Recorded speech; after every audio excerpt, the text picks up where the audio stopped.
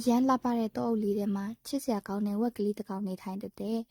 အဝက်ကလေးကအကုန်လုံးကောက်ပြီးမဲ့သူ့မှာမကောင်းတဲ့အကျင့်ဆိုးတစ်ခုရှိတယ်။အဲ့ဒါကတော့သွားတိုက်ပြင်းတာတဲ့။ဝက်ကလေးကနေတိုင်းစားကောင်းတောက်ဖွေတွေအများကြီးစားတယ်တဲ့။ဒုတ်ထိုးချိုချင်းတွေကိတ်မုံမမွေးလေးတွေအေးရွှမ်းတဲ့တစ်တီးတွေရောတဲ့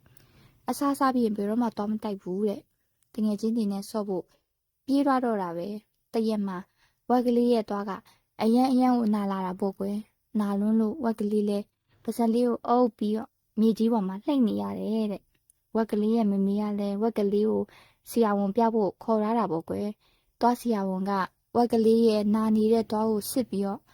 ဝက်ကလေးမင်းရဲ့နာနေတဲ့သွားထဲမှာသွားပိုးစားနေရအပြည့်ပဲမင်းရဲ့သွားတော့ပိုးစားသွားပြီအဲ့ဒါမင်းသွားမတိုက်လို့ဖြစ်တာလို့ပြောလိုက်တဲ့ဝက်ကလေးလည်းဆရာဝန်ရဲ့စကားကိုကြားလိုက်တဲ့အခါအယံကိုကြောက်သွားတဲ့သူသွားမတိုက်ခဲ့တာကိုလည်းနောင်တရနေတာပေါ့အဲ့ဒီနေ့ကစပြီးဝက်ကလေးကနေ့တိုင်းသွားတွေတိတိချာချာလေးတိုက်တယ်လူကသွားလိုက်တဲ့ပေါ်မှာသွားတိုက်ဆေးကိုအရင်ညှစ်ထည့်လိုက်တယ်ပြီးတော့သွားတစ်ချောင်းချင်းစီကိုတိတိချာချာလေးတိုက်ပေးတာပေါ့ကွယ်သွားတိုက်ပြီးတဲ့အခါဝက်ကလေးရဲ့ပါဇက်ကအင်းမြလန်းဆန်းပြီးတော့သွားတွေလည်းမနာတော့ဘူးတဲ့ဝက်ကလေးလည်းသူ့ရဲ့သွားနာတဲ့အတွေ့အကြုံကိုတော်ထဲကသူ့ပေါ်တာတွေကိုပြန်ပြီးမျှဝေပေးတဲ့ပြီးတော့အကုန်လုံးကိုသွားတိုက်တဲ့အကျင့်ကောင်းကိုမွေးမြူဖို့တိုက်သွင်းပါတယ်ဝက်ကလေးရဲ့ပေါ်တာတွေကလည်းဝက်ကလေးပြောတာကိုနားထောင်ပြီးတဲ့နောက်မှာသွားကိုတေးသေးချာချာလေးတိုက်ကြတာပေါ့